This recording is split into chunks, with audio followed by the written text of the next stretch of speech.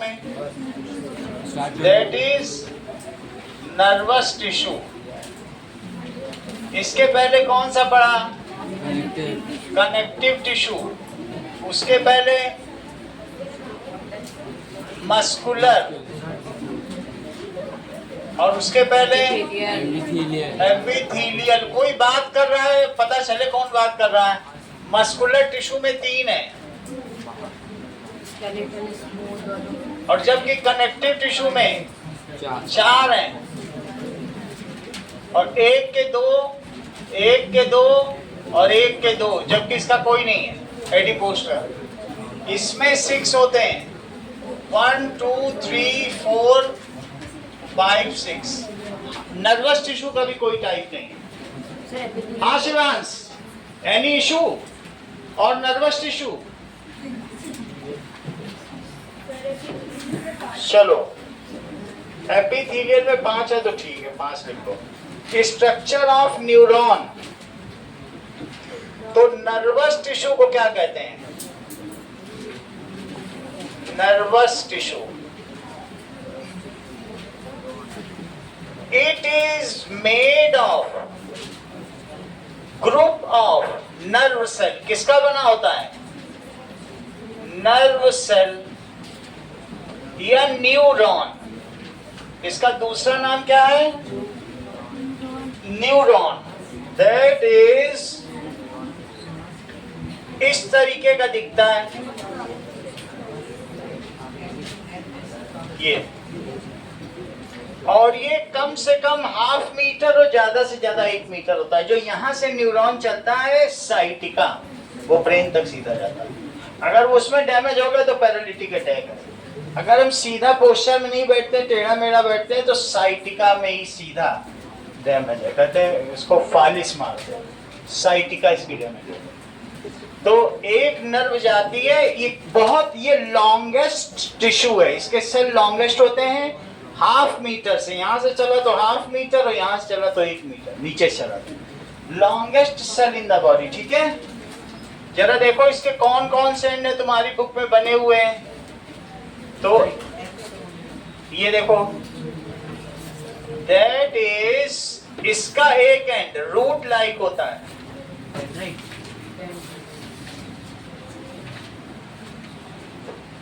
ऐसा, ये root like है।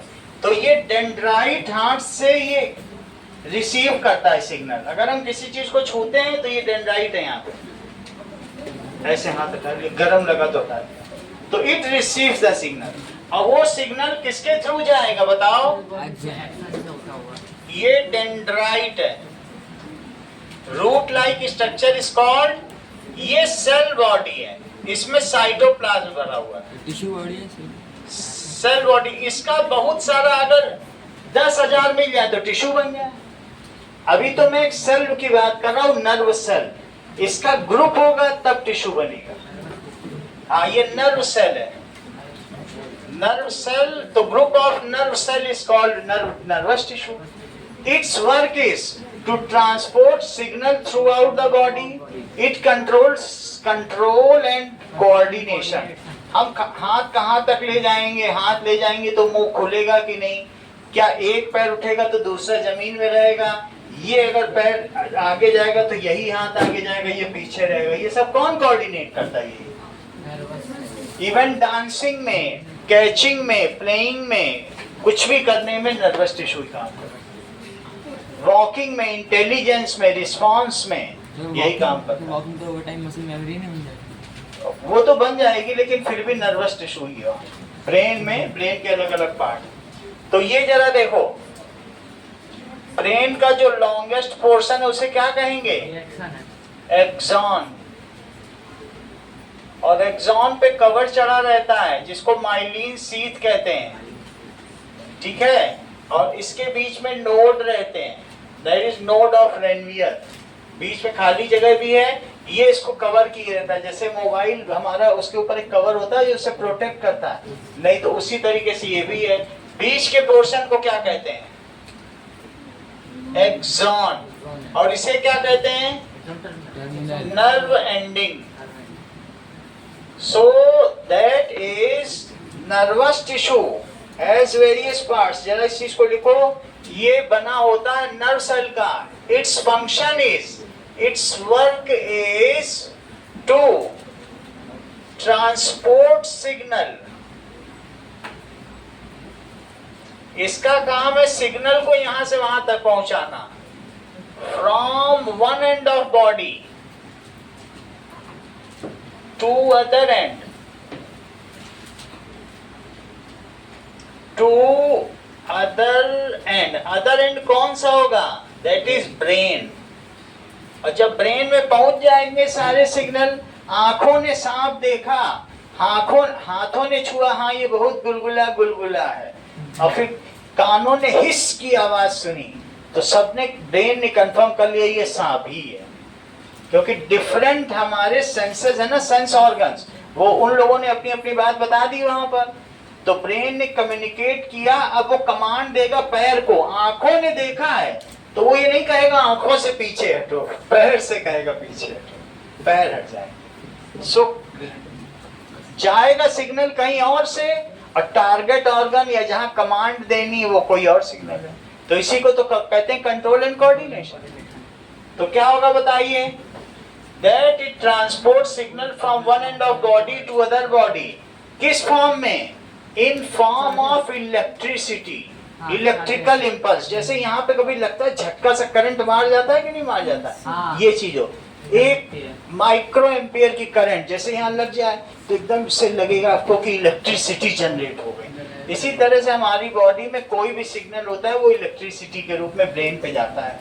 ब्रेन उसको इंटरप्रेट कर लेता है और अप्रोप्रिएट कमांड तैयार करता है कि पैर को हटाना है कि हाथ को हटाना है, और फिर उस वहां तक वो भेज देता है।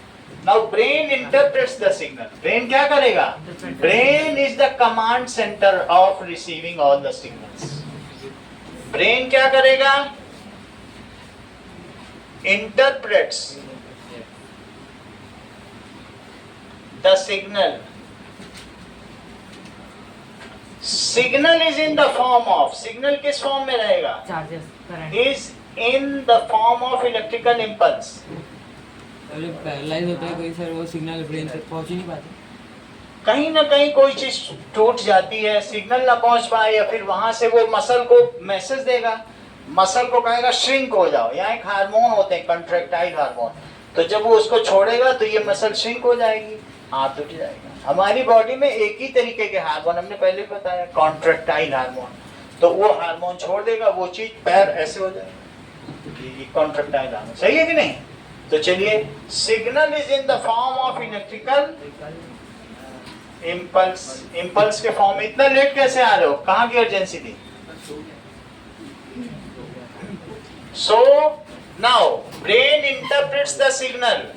ब्रेन प्रिपेयर से कमांड, क्या करेगा?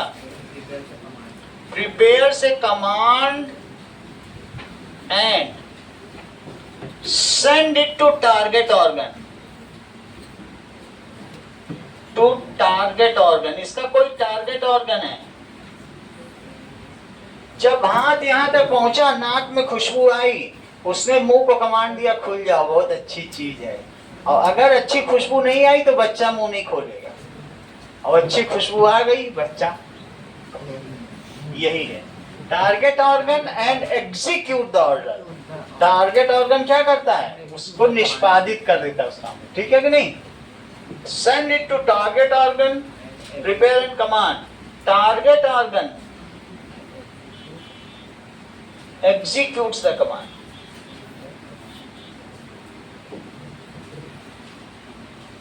लिखो, nervous tissue is responsible for control and coordination in body। हमारी बॉडी में डिफरेंट ऑर्गन एक दूसरे को कोऑर्डिनेट कर रहे हैं, तो नर्वस टिश्यू किसके लिए रिस्पॉन्सिबल है? Nervous tissue is responsible for control and coordination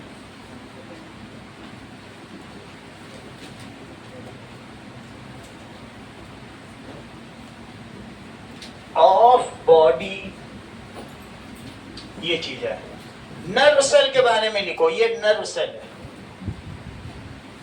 Now nerve cell has three part. It has three part. Cell body, dendrites, and axon. Axon के दूसरे एंड पे नर्व एंडिंग होगी, वो उसी के साथ लिखा जाएगा। एक्सॉन में ही नर्व एंडिंग भी आ जाएगी। समझ में आई बात कि नहीं? तो इसको तुम चाहे तो एक्सॉन यहीं तक रखो, बस उसी में हम पढ़ा देंगे नर्व एंडिंग, वो उसका पार्ट नहीं माना जाता। चलो, तो पहली बात, cell body is main part of nerve cell. Nerve cell ये ठीक है। It contains cytoplasm and nucleus.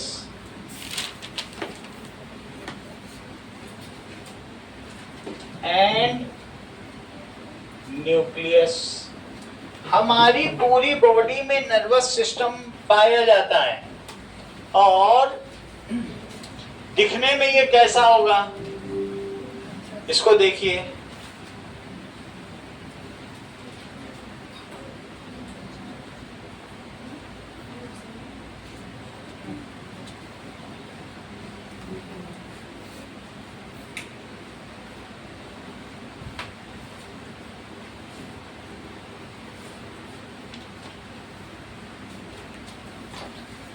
चलिए, नाउ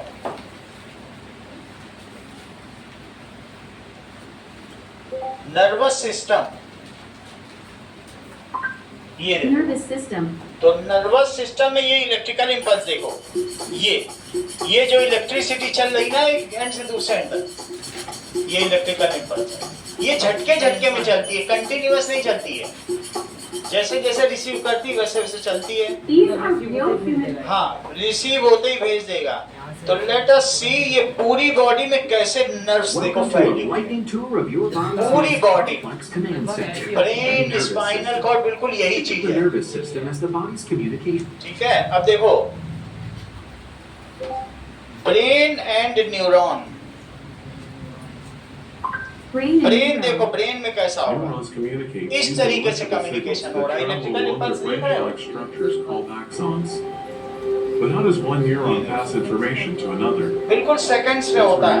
और एक न्यूरॉन दूसरे न्यूरॉन को मैसेज भेज रहा है, बीच में गैप होगा ना, जरूरी नहीं है। तो ये there are various millions of neurons in brain cell.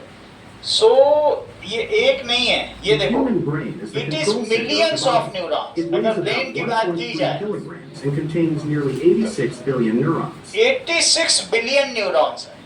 The तो human आप समझ brain is लीजिए a कि कैसा सिस्टम, ये देखो ऐसे होता है। ऐसा होता है, ये हमारे शरीर की बनावट है, हमारे कितने सारे न्यूरॉन्स की हैं। बनावट है कि वो हमें स्ट्रोक से बचा लेती है। समझ में आ गई बात आपको, how the brain is acting. ये देखो, एक दो नहीं है, अगर आप यहाँ देखेंगे तो it is The Top Kitchen Deals on Meesho. Download now. ये देखो, ये पूरा ब्रेन है, यही सारा सिग्नल रिसीव हो रहा है, जंगल की तरह है। और बीच में एक्सॉन देख रहे हो, एक्सॉन भी दिख रहा है, दिख रहा है ना ऊपर। चल, तो पहली चीज तुमने क्या देखी कि सेल बॉडी, इसमें साइटोप्लाज्म एंड न्यूक्लियस होता है।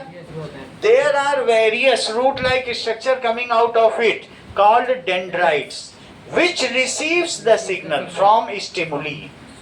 Stimuli का मतलब outside changes in environment, which make us to respond. जैसे अभी हम इस योहान के लिए ये कुर्सी स्टिमुली नहीं है, क्योंकि वो इनको रिस्पॉन्ड नहीं करा रही है। लेकिन यही कुर्सी अचानक गर्म होने लग जाए, ठंडी होने लग जाए, तो इनके ब्रेन में झंझनाहट होगी। तो anything from outside environment which make us to respond. अभी तुम्हारे लिए रिद्धिमा स्टिमुली नहीं है, लेकिन ये चिकोटी काट ले तो वो स्टिमुली हो जाएगी। अरे तुमने ऐसे कर दिया। Anything in environment like fire, like और कोई चीज हो सकता है, वाटर, लाइक हीट, अलग अलग ऐसे कोई भी चीज ऐसी, टेम्परेचर हो सकता है, वाटर हो सकता है, which make us to respond, उसे उद्दीपक कहते हैं। उसे क्या कहते हैं? उद्दीपक या स्टिमुली कहते हैं। तो उस स्टिमुली में एनर्जी होती है, और जब हम हाथ रखते हैं हॉट प्लेट पर तो वो हीट हमारे हाथों में किसमें कन्वर्ट हो जाती है? इलेक्ट्रिसिटी में। भी इलेक्ट्रिसिटी चलते देखा होगा, तो इलेक्ट्रिसिटी के थ्रू किसमें गई? ब्रेन में बहुत अलग अलग कंपार्टमेंट हैं। पुराने कंपार्टमेंट में जहां हम हीट से जले थे, 20 साल पहले जले थे, उससे याद आ जाता है कि ऐसे सिग्नल तो जलने के हैं, हाथ हटाओ नहीं तो मुश्किल में पड़ जाओगे। तो फिर वो कमांड देता है कॉन्ट्रैक्टाइल ऑर्गन को या कॉन्ट्रैक्टाइल मसल को कि मुड़ जाओ। ये चीज समझ में आ गई बात आपको? तो इट कंटेन्स, जैसे इन्होंने बताया कि from cell body there are coming out root like structure called dendrite. देखो, फ्रॉम सेल बॉडी, ये 3 नंबर का क्वेश्चन आता है न्यूरॉन के ऊपर से। Body there comes out root like structure called dendrite. Dendrite receives the signal, Divya Tripathi, from outside environment. सही है? Dendrite receives signal from outside, convert it into, Saumya किसमें कन्वर्ट करेगा? Electrical energy. इम्पल्स, झटके झटके में इलेक्ट्रिसिटी जा रही। Impulse का मतलब जैसे एक बार मारा फिर मारा और बार बार मारते जाओ। Impulse, convert it into electrical impulse. अभी इम्पल्स तुम लोग फिजिक्स में भी पढ़ोगे वहां पर, तो इलेक्ट्रिकल इम्पल्स में बदल देता है, ठीक है। And transport it through axon to nerve ending. और किस डायरेक्शन में ट्रांसपोर्ट करेगा? यहां से चलेगी और यहां से चलते चलते कहां पहुंच जाएगी? यहां। And transport it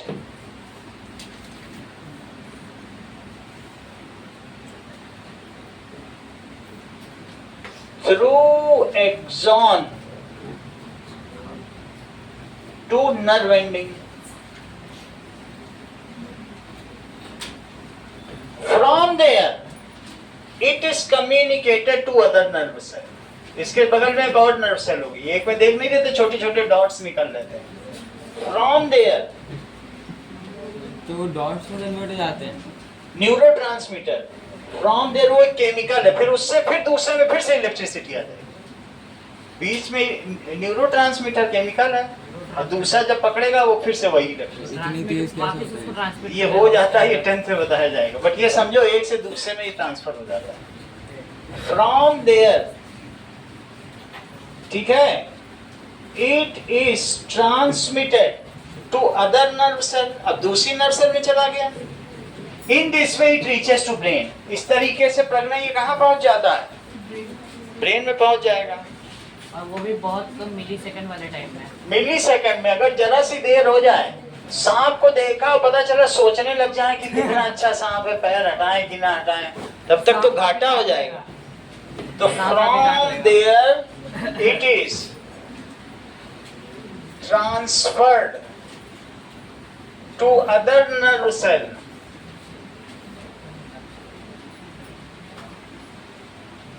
and reaches brain. बस इतना ही तुम्हें लिखना है। नर्व के बारे में आइए डायग्राम बना देना, इसके पार्ट्स 3 नंबर का आएगा, इंपॉर्टेंट बहुत है। अब आगे देखो।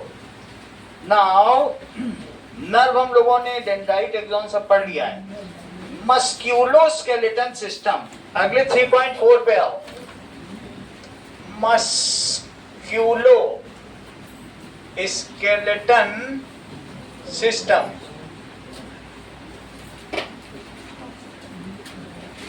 हमारी बॉडी में 12 to 15% वेट सिर्फ बोन का है, ठीक है। ह्यूमन बॉडी कंटेन्स 206 बोन्स, और चाइल्ड कितनी बोन्स रखता है बताओ? More than 300। हाँ जरा चेक कर लें, एग्जैक्ट बता दें। A small child contains how many bones? Exact बता दें। ये अराउंड 300 ही है। सर एग्जैक्ट तो हुई एग्जैक्ट तो नहीं बता रहा है, सही लिखो। सही है तो 300 है। और हमारे अंदर कितने हैं? 206। So an adult human body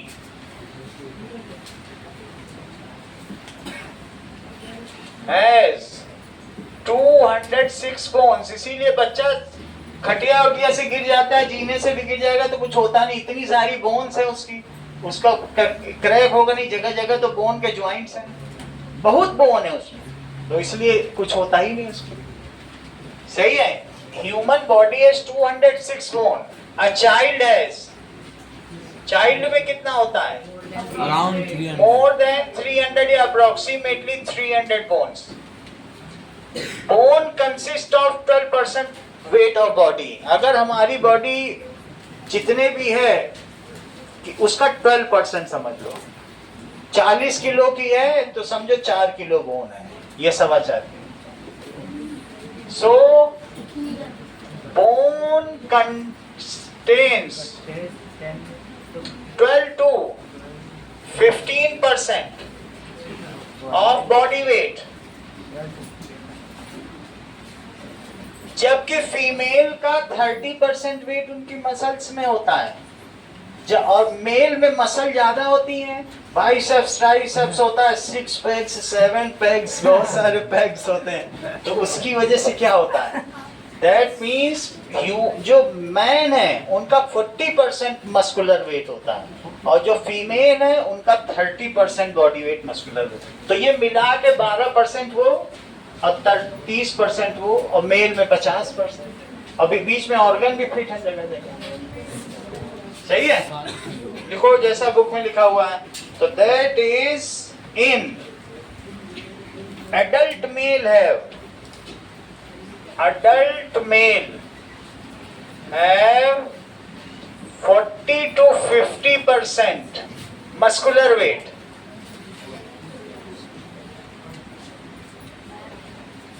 of body. Adult female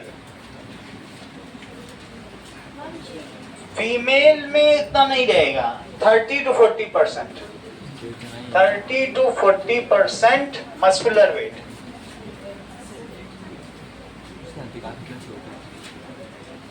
of body. तो इस तरीके से जो हमारा मस्क्यूलोस्केलेटन सिस्टम है, ये किससे संबंधित है?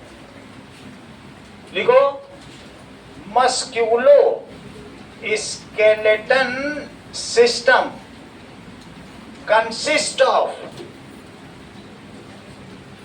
बोन्स, मसल्स, टेंडन्स, टेंडन समझते हो क्या होता है? And ligaments. जो दो बोन को जोड़े उसे क्या कहेंगे?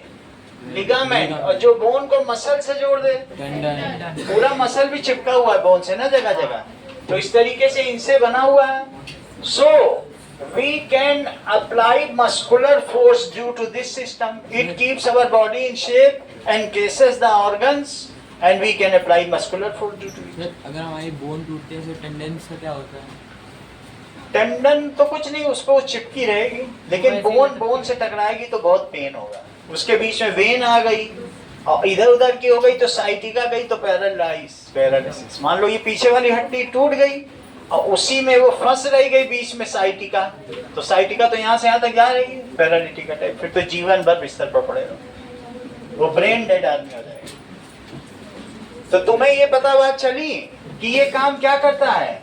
It gives a shape to body, ठीक है, and cases organs, and we can exert muscular force due to we do our day to day job, physical work. It gives shape to body, body को shape देगा, एनकेसस organ, क्या इसके बीच में जगह जगह बहुत सारे ऑर्गन्स भी रखे हुए हैं, ऑर्गन्स एंड, और तीसरा काम क्या करेगा, and allow us to exert force। ये सारा काम तो हम लोगों ने पता कर लिया। Yes, muscular force, it is muscular force only. हम जो भी फोर्स लगाते हैं वो मस्कुलर फोर्स ही है, और दूसरा कोई फोर्स हम नहीं लगा सकते। अब आगे देखो, नाउ अगले पेज पे आ जाओ। हमारी बॉडी में कितने तरीके के जॉइंट्स हैं, जरा उन सब जॉइंट्स के बारे में जानो। आज के our body has many joints. 4 joint. ये देखो,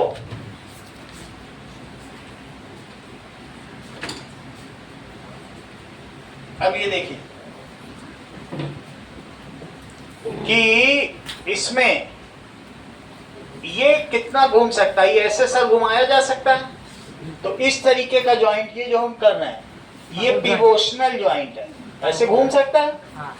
मतलब किसी चीज पे कोई चीज रखी हुई हो। तो अब जरा देखो कौन टाइप्स ऑफ जॉइंट्स क्या हैं। कैसा चलिए, टाइप ऑफ जॉइंट्स, पहला क्या है, ball and socket joint in body. ये कहाँ पाया जाता है, एंड सॉकेट, सही कह रही हो। So it allows free arm movement, ठीक है। Our arms are attached to our shoulders due to ball and socket joint. ये इस तरीके से घूम रहा है, एक हिस्से तक तो पूरा घूम ही रहा है। तो जरा देखें बॉल एंड सॉकेट जॉइंट कैसा होगा। पूरा लेंथ और एक को भी जोड़ने वाला यही होता है। हाँ, now see, ball and socket joint, इससे तुम्हें पता चलेगा ये इस तरीके का जॉइंट है। देखो कितना क्लियरली पता चल रहा है। क्या ऐसे ही तुम्हारी आर्म घूमती है? कहीं पे भी घुमा सकते हो आर्म को, नहीं। एक सॉकेट है बॉल के अंदर, आधी बॉल है कटी हुई, और उसके अंदर घूम रहा है जैसे इस तरीके से। ये देखो, ये रही बॉल और ये सॉकेट, घुमाते रहो। कहीं भी घुमा सकते हो कि नहीं? वही चीज उसमें है कि नहीं, सॉकेट के अंदर। ये सॉकेट, बॉल, ये बॉल, इसमें रख दो। तो it is ball and socket joint. तो ये कहाँ पाया जाता है बोलो?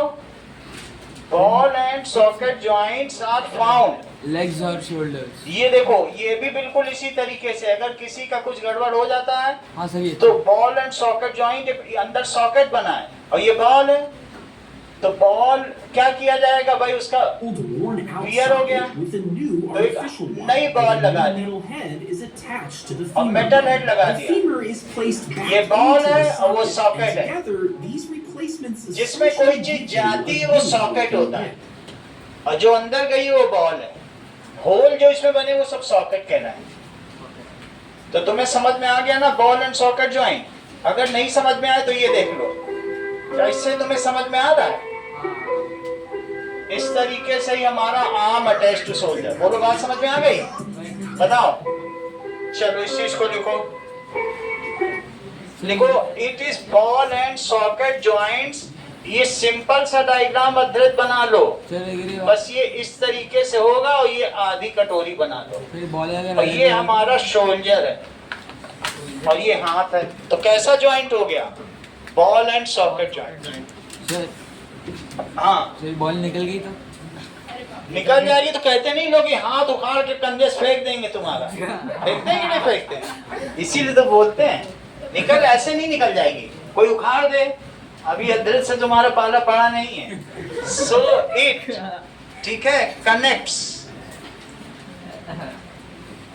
It connects arms. इससे अटैच्ड है हमारा आर्म। हाँ, ये आर्म्स को किससे कनेक्ट करता है? दैट इज शोल्डर से कनेक्ट कर लेगा, and gives us free movement in up to certain extent. पूरा ही कर देगा, जहां तुम हिलाना चाहते हो पूरा ही हिला देगा। तो बॉल जितनी हिल सकती पूरी घूम जाएगी। It allows free movement.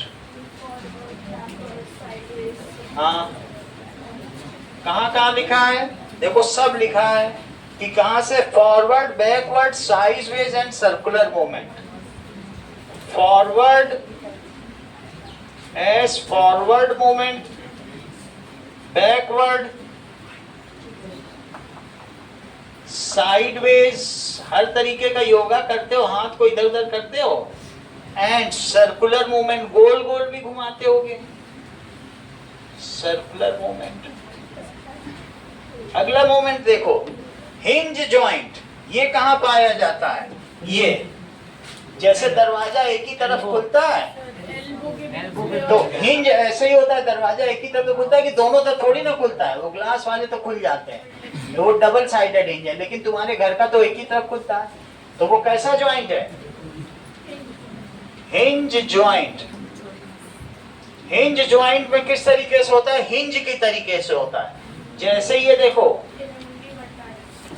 ये हिंज है और ये हिंज यहां पर दूसरे हिंज से ऐसे जुड़ा हुआ है, इसको कहेंगे हिंज जॉइंट। ये अलाउ इतना ही मूवमेंट करेगा, बस 90 डिग्री तक अलाउ करेगा। कितना कर सकता है?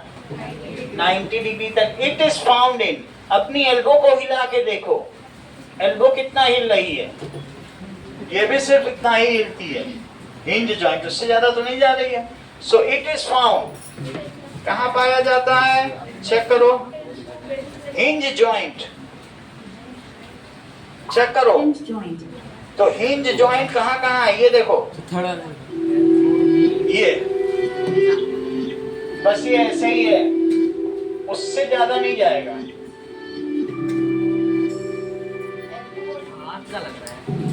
ये देखो, ये रियल हड्डी का जॉइंट है, ठीक है। और वो भी जो तुम्हें दिखाया था वो भी वैसे ही है। ये नी का जॉइंट है, नी का हिंज जॉइंट, ये रखा है, वही तो दिखाते हैं। तो हिंज जॉइंट में क्या होगा कि सिर्फ हिंज की तरह दूसरी तरफ नहीं जाएगा, एक तरफ जितना करवा दो। देखो इस चीज को, सो इट इज, ये bends and straighten, bends and straighten, bends and straighten, इतना ही कर सकते हैं। ये भी है, हाँ हो सकता सर है, हम यही एक है। तो घुमा नहीं पीछे नहीं जा सकती ना, अब घूम सकती है, ये फिर नहीं हुआ है, ये यहाँ पे घूम रही हाँ है। सर वही तो। इतना ही लिखा है इसमें, देखो थोड़ा बहुत अलाउ करती है ये, बस ज्यादा नहीं। A smaller hinge joint is present in knee, knee और elbow है, लिखो सर हमारी उंगली पीछे भी तो जाती है। लिखो, it acts as door hinge, जैसे डोर में हिंज होती है, so it allows bending and straightening.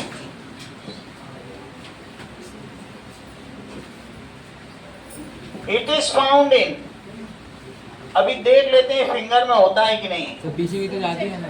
In elbow, अभी चेक कर लेते हैं, ये देखो। एल्बो एंड नी, यहाँ तो होगा ही, ठीक है, एल्बो एंड नी में तो हो जाएगा ये। और in fingers hinge joint is found. देख लेते हैं, मुझे लग रहा है होगा हिंज जॉइंट, एक बार पढ़ने से ही पता चलेगा। Yes, hinge joint is found in fingers, लिखो फिंगर्स भी हो गया, एंड फिंगर्स। अगला देखो, तीसरा, दैट इज पिवोट जॉइंट। क्या होता है?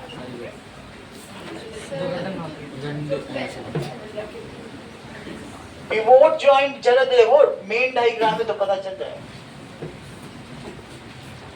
इट इज फाउंड इन नेक, लिखो पिवोट जॉइंट। तो ये कैसे होता है, इसका सही डायग्राम देखें, क्योंकि इसमें तो दिया नहीं है सही diagram. Let us C pivot joint.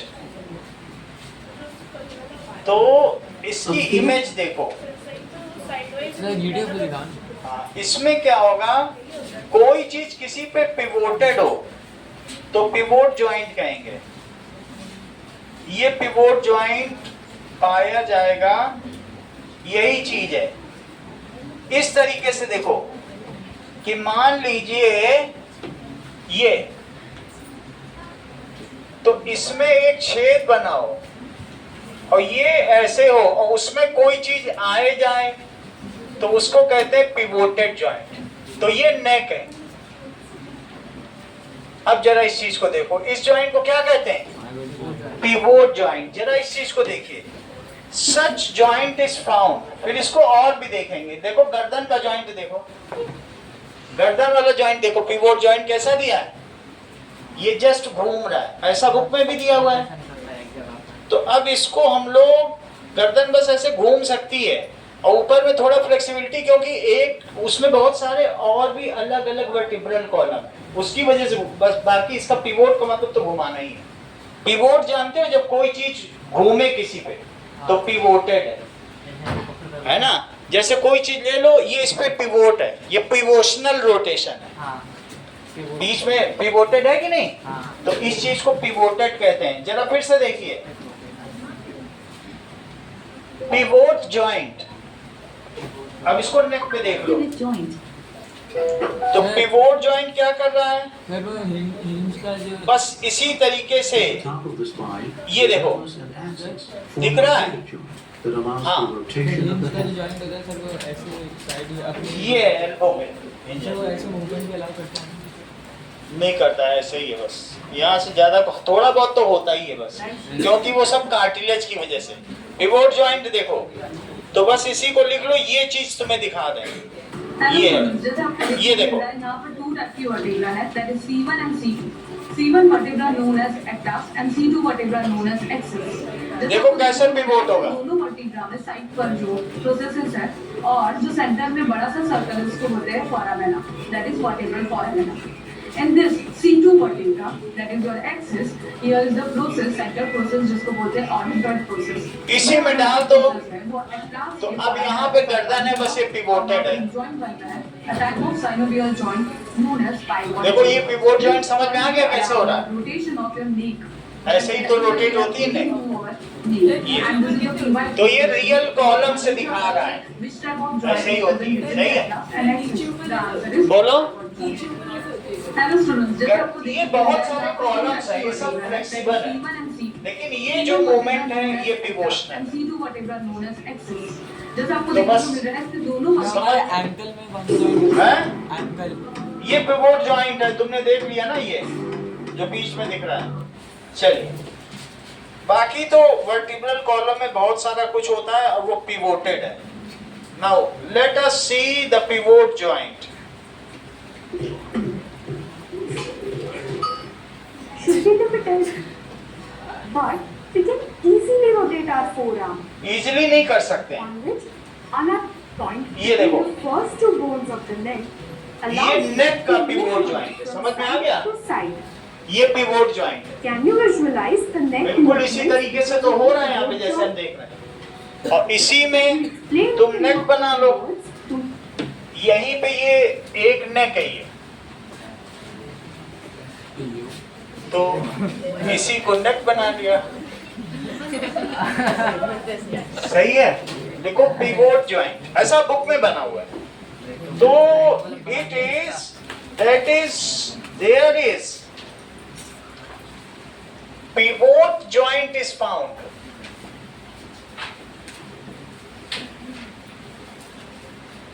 in neck,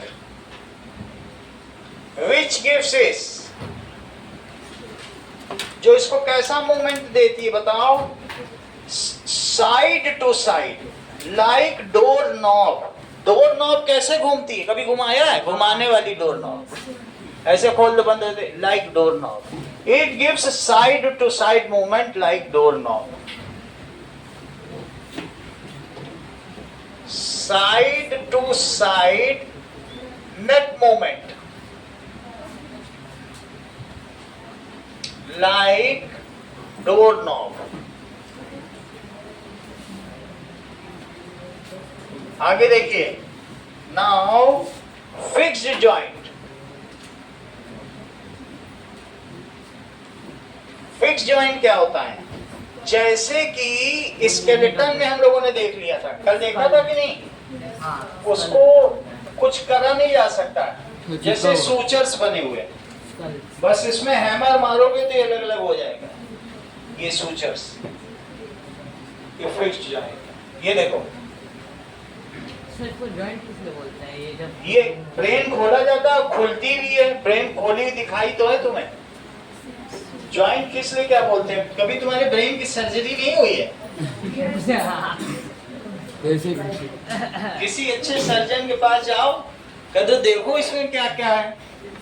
ये देखो खुल रहा है, देखो खुल रहा है कि नहीं जगह जगह। ये देखो खुल गया, तो खुलने के लिए तो बना है। अभी जरा से कुछ करो, खोल के फिर उसी में खांचा में, ये देखो खुल रहा है।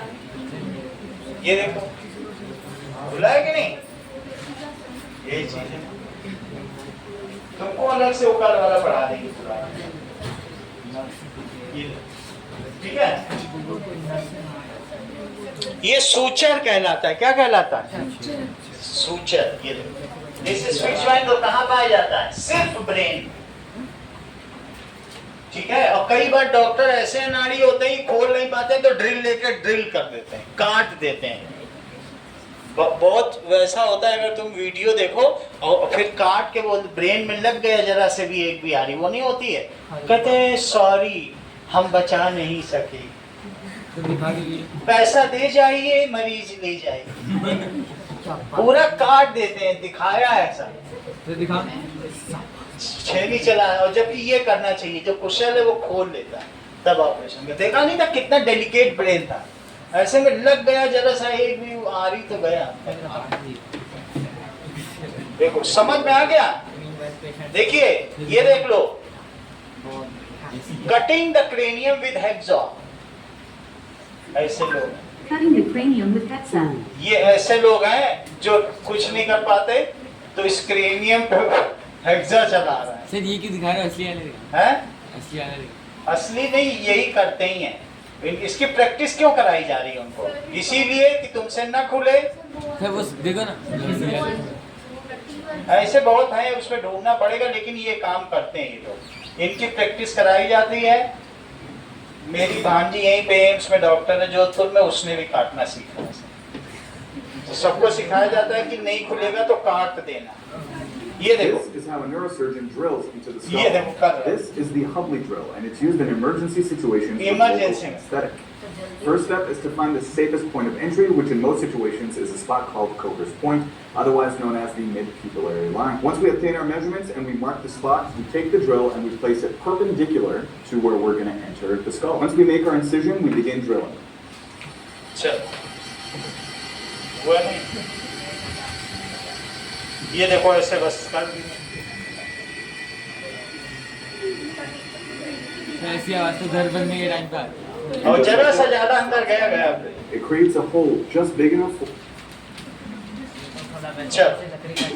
फिक्स जॉइंट तुम्हें समझ में आ गया कहाँ पाया जाता है? लिखो, it is found in cranium. कहाँ पाया जाएगा? क्रेनियम का दूसरा नाम क्या है? खोपड़ी। ये स्कल में पाया जाएगा, इसमें लिखा है। और इसका काम क्या है? It is this keeps the brain safe even body moves. This keeps brain safe. It is immovable.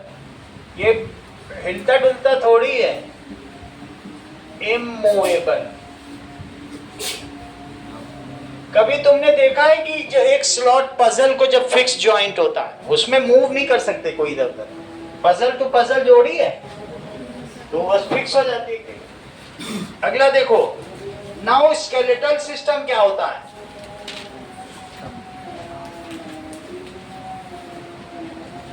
Skeletal system लिखिए, skeletal system consist of framework of bone.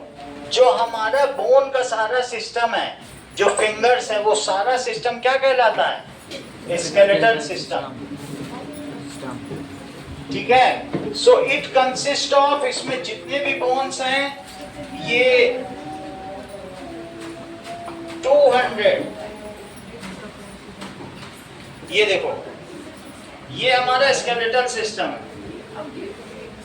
तो ये इसमें कितनी बोन्स हैं? 206 बोन का बना हुआ है, ये फ्रांस से आया हुआ है। समझ में आया? ये इस तरीके, तो इसमें सारी बोन्स हैं, इसको इसमें लगा ही देते हैं। ये तो ये स्केलेटल ही है।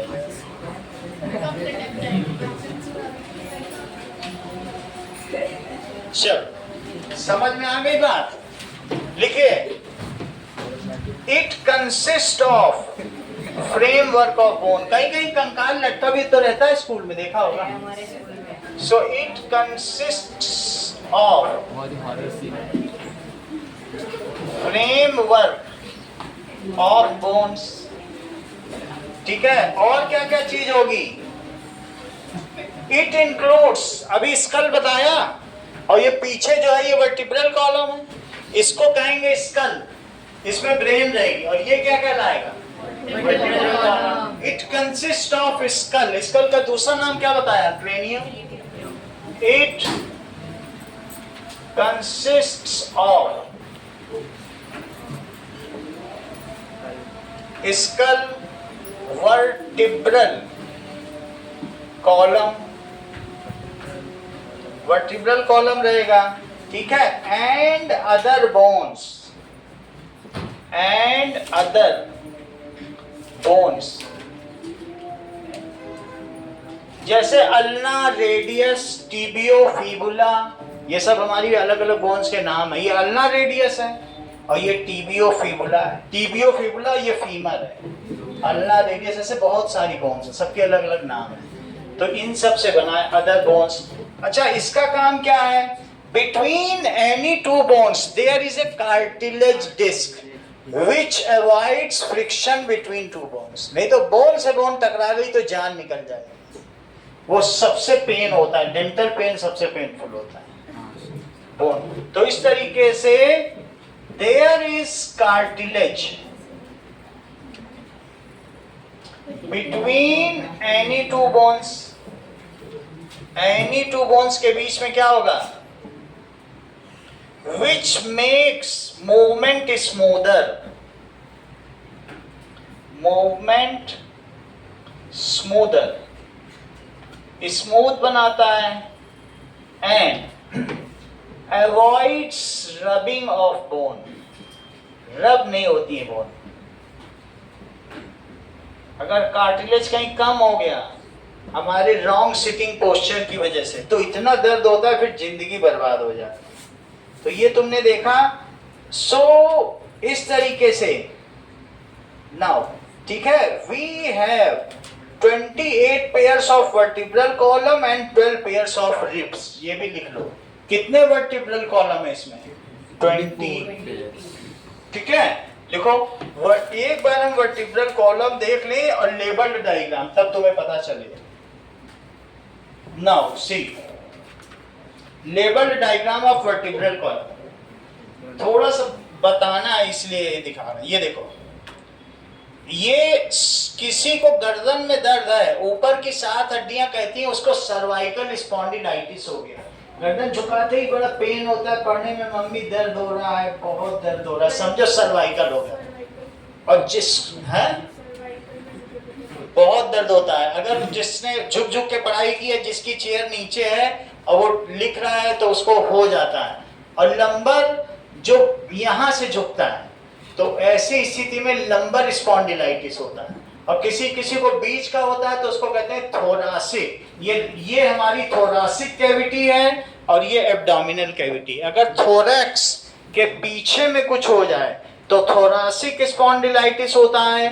वो T1 से T12 बीच के होते हैं। तो पूछता है डॉक्टर कौन सा खराब है, T1 तुम्हारा गड़बड़ है कि T12। ये लोग आपस में बातचीत करते समय पूछते हैं कौन सा सर्वाइकल है, तो कहेंगे मेरा तो C3 है, तुम्हारा कौन सा है, मेरा C4 है। ऐसे बात करते हैं कि नहीं? हाँ।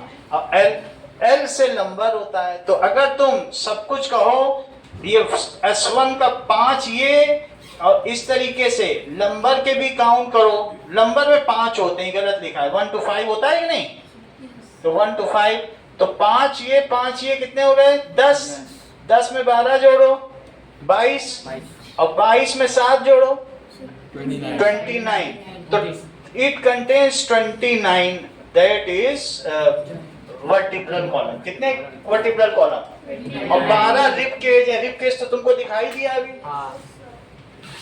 ठीक है। So vertebral column contains 29 bones. कितनी बोन्स हैं, and there are 12 bones in rib cage. अगर रिब केज की बोन टूट गई, किसी ने कहा मैं तुम्हारी पसली तोड़ दूंगा, पसली फोड़ दूंगा, तो वो रिब की बात कर रहा है, रिब को पसली कहते हैं। तो ऐसे में लंग्स क्या सांस ले पाएंगे, बड़ा दर्द होगा, इवन फट भी सकते हैं। पसली धंस जाए लंग्स में तो फाड़ डालेंगे। रिब को क्या कहेंगे, हाँ बोलो, 29 है, तो 29 बोन्स वर्टिब्रल कॉलम में है और 12 बोन रिब केज में। Rib cage in cases lungs and heart, rib cage and cases lungs and heart. जो स्पाइनल कॉर्ड का सबसे निचला हिस्सा है वो जाके यहाँ एक पेल्विस कैविटी बनाता है और उसी में किडनी स्टोर होती है। पेल्विस यहाँ पे कूल्हे की हड्डी सबसे नीचे होती है कि नहीं। तो अब जरा देखें, दैट इज, नेक्स्ट पेज पे आ जाओ, पेज नंबर 42। ये बताओ टोटिपोटेंसी क्या होती है और स्टीवर्ट ने क्या बताया योहान। ठीक है, 1 सेकंड तो दे देंगे। So that even single cells from vascular phloem of ये देखो बहुत सही चीज बता रहे हैं। गाजर की एक जाइलम टिश्यू से या फ्लोएम से एक सेल निकाला और उसको डाल दिया इन्होंने किसमें, न्यूट्रिशनल ट्रे में। उसमें बहुत सारा न्यूट्रिशन था, तो उसमें फिर से काचर रुक जाएगा। उसने अपने आप को फ्लोएम से डी डिफरेंशिएट किया, उसने अपने आप को परमानेंट टिश्यू से डी डिफरेंशिएट किसमें किया कृष्णा, अभी बताया, अभी तो बता रहे थे तुम इनको, अब मुस्कुरा रहे। अच्छा ये बताओ क्या बताया मैंने, किसके बारे में पढ़ाया जाता है, बताओ। टोटिपोटेंसी पे आ गए, टोटी चोर नहीं जानते, अगले से आ जाओ। जब अपना घर छोड़े थे तो टोटी चुरा लिया, वही बोल देते समाजवादी पार्टी नहीं हो क्या। थोड़ा देसी में बोल दो कि सर टोटी चोर के बारे में बता रहे हो, ऐसे बताया करो, ठीक है। तो मतलब मैं बता रहा हूँ कि इन्होंने, अच्छा डॉक्टर का क्या नाम था जो टोटी चोर था, नहीं कोई बात। अच्छा तुम फिर पढ़ाओ इसको, that is steward। जो कमजोर होने का भी राज है, ऐसा नहीं कि तेज होने का भी राज है, जैसे योहान तेज है या रिद्धिमा तेज है, कमजोर होने का भी राज है। उस समय इधर उधर करो जब असली चीज पढ़ाई जा रही है। तो स्टीवर्ड, डॉक्टर का नाम स्टीवर्ड है।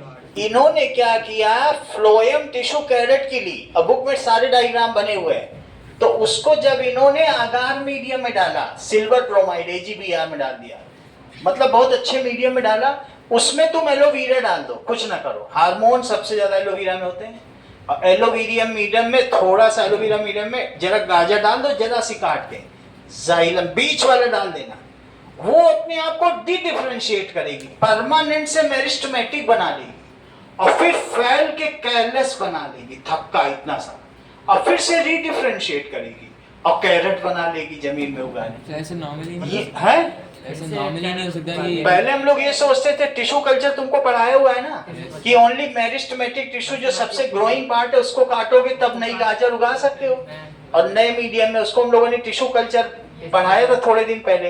लेकिन ये नया काम करके दिखा दिया।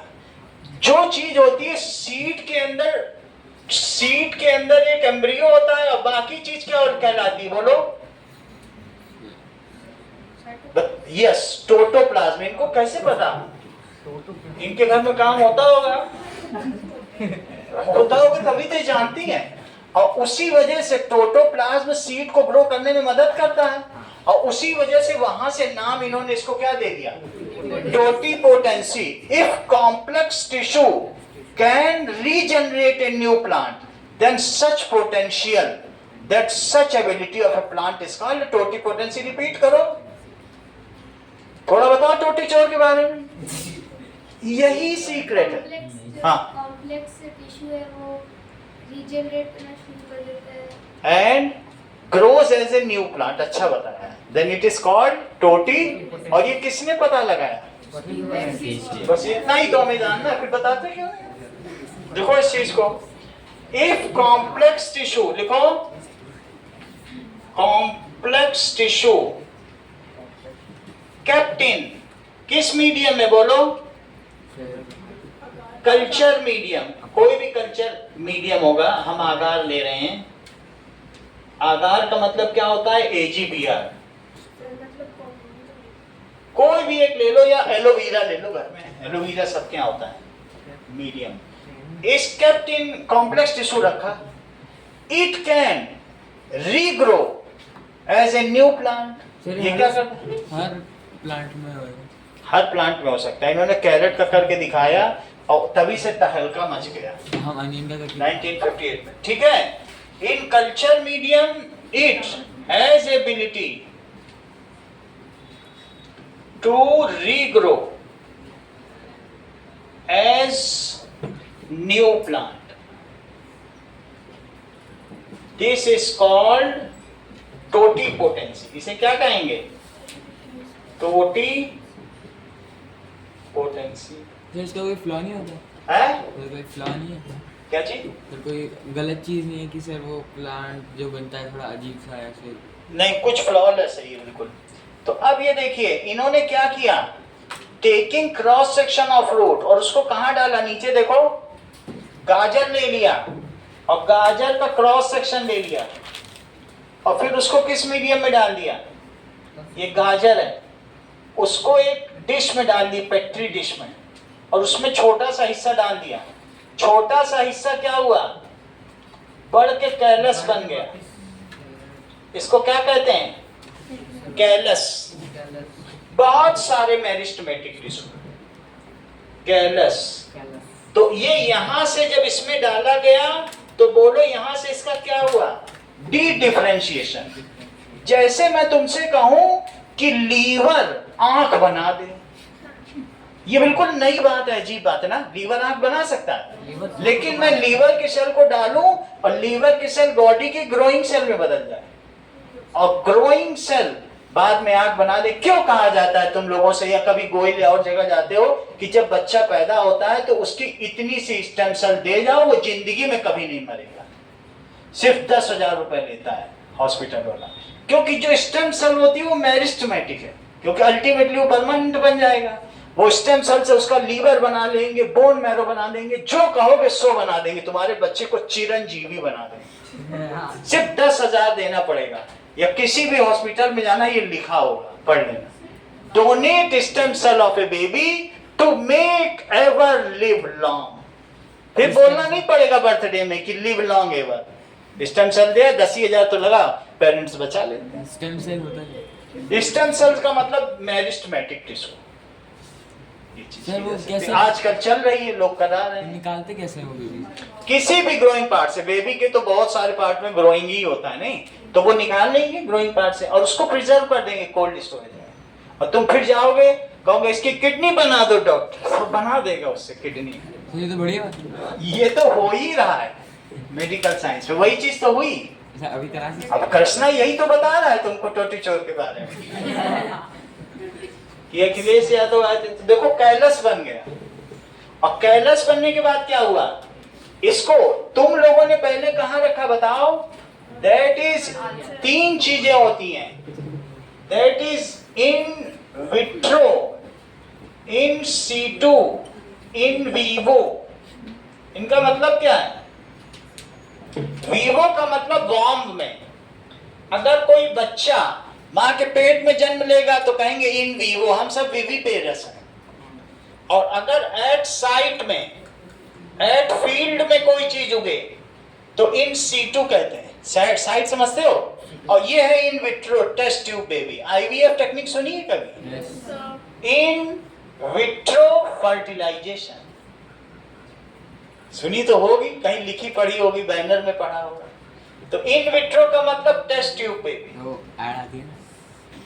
तो बोलो बात समझ में आ गई? अभी तक मैं इसको किस में रख रहा था? In vitro. और अब किस में ट्रांसफर करना होगा? बुक में देखो, इन सीटू। किस में ट्रांसफर कर दो?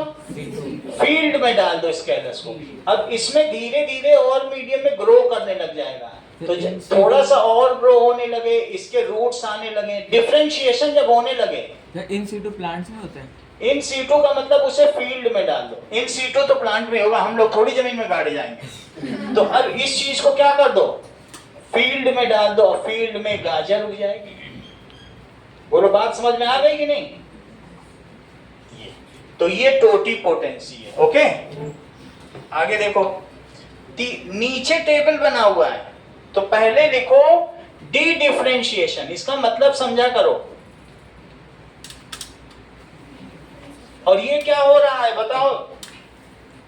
संस्कृति रीडिफरेंशिएशन, ये मेरिस्टेमेटिक टिश्यू से फिर से बदल गया। देखो बुक में लिखी है सारी लैंग्वेज, पढ़ लो बस। रीडिफरेंशिएशन, पहले मेरिस्टेमेटिक बना, complex to meristematic, meristematic to complex. बोलो बात समझ आ गई? लिखो, कॉम्प्लेक्स में उन्होंने फ्लोएम लिया था। ज्यादा जानकारी के लिए कृष्णा से संपर्क करें। और दैट इज मेरिस्टेमेटिक टिश्यू। और फिर उसके बाद क्या बना? फिर से कॉम्प्लेक्स। ये चीज इन्होंने 58 में करके दिखाई है। आप चाहो तो अभी कर लो। नाउ कंक्लूजन देखिए, सबसे अच्छा कौन सा मीडियम? अगर तुमने सॉलिड में ये काम किया तो बताओ इसकी ग्रोथ रिड्यूस हो जाएगी कि बढ़ेगी? Sir reduce. और अगर लिक्विड में इसे लाइट भी दी और एयर भी दिया? इंक्रीज। और अगर लिक्विड मीडियम में लाइट ना दी और सिर्फ एयर दिया तो सबसे अच्छा काम क्या होगा? Liquid medium with light. Liquid medium दो और लाइट दो, एयर दो। अब इसकी एक्सरसाइज मैं बाद में कराऊंगा अगली क्लास में, तो इसके बारे में आप अगला चैप्टर करेंगे। अब मोशन ही करेंगे। एक्सरसाइज सब कुछ तो चैप्टर पढ़ा दिया, खुद करना। बाद में जब एग्जाम आएगा तो करवाऊंगा पूरी एक्सरसाइज। चलो अभी कुछ चीजें लिखनी है आपको। Right A note on hinge joints. A note on hinge joints with simple diagram and their location. Simple diagram, allowable movement.